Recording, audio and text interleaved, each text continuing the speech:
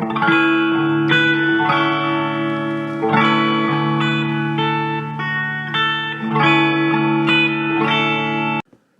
the summer of 2018, I attempted to break free from the chrysalis of personality that I had molded for myself.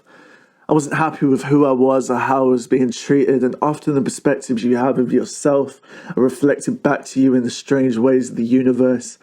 Somebody will say something, do something maybe, that speaks and plunges like a blade deep into that place in your soul, protected and shut away as a source of deep, deep shame.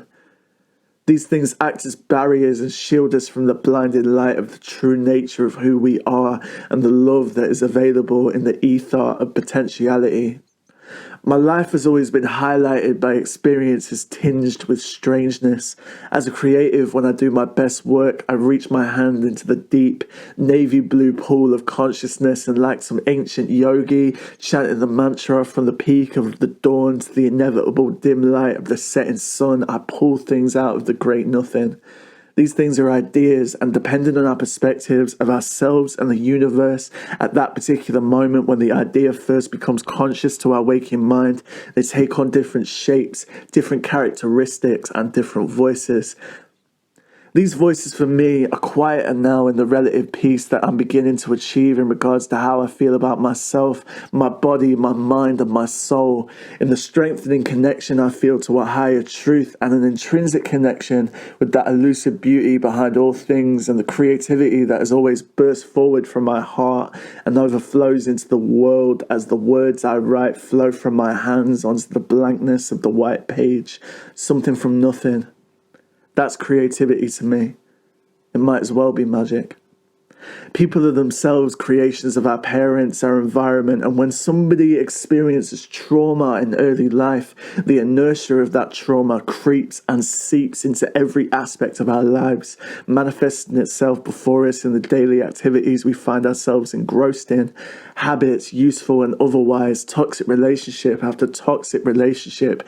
We hurt those we love because we do not truly know ourselves. So surely, healing and growth comes not from a rejection of higher consciousness, a rejection of who we really are, and an acknowledgement of the cutting shame, guilt, alienation, and regret that plague us at 3 a.m., isolated as a castaway on a remote island, but a wholehearted embrace of the things we find contemptible. The shadow cannot be without light, just as we cannot be without negativity. These are ideas that stretch back to the world's oldest belief systems, and they speak to a truth about the human experience. From the ancient Chinese symbol of yin and yang to the ancient Greek tale of Pandora's box, where the young girl Pandora releases from the box all evil and darkness, the same darkness I felt in my younger years, curled up beneath the covers, chained to my bed by the inability to simply relinquish the pain I was going through, but also hope. If we are to develop and grow properly, we must learn to use our language and our creativity to speak the truth of our individual and collective experience. When I was 18, I had a vicious argument with somebody I loved very deeply. I went to a friend's house and we sat with his sister in this little shed thing, and they tried to console me, to advise me on what I might do next. Importantly, not how to repair my fractured relationship with this specific loved one, but to take care of myself, to treat myself with compassion, but also apply the urgency that I needed to grow. But I knew deep down that I had to confront this person and express how, in my view, they had belittled me, stifled me, and made me feel unsafe, unwanted, and unloved.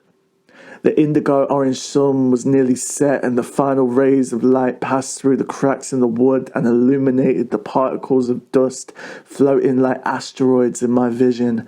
I had come to the realization that I had the courage to speak up for what I really believed in, and that although it wouldn't be easy, I could have this confrontation and break free from the affirmation given to me that I was unworthy of something greater. I think we have certain experience and we meet certain people throughout our lives that act as beacons or goalposts to show us the path forward and also reveal how far we've come. This is why I have the impression that everything happens for a reason. There's a reason, for example, that truth in mythology is referred to as an arrow flying straight and forthrightly to a genuinely positive goal, a brighter future. Truth is a guide and a friend. I'm not saying to go full TMI and tell everyone every single aspect of who you are, but acting in a way that does not cheapen the value of your heart. In living with integrity in the face of suffering, we can transcend it. Thank you, my truth.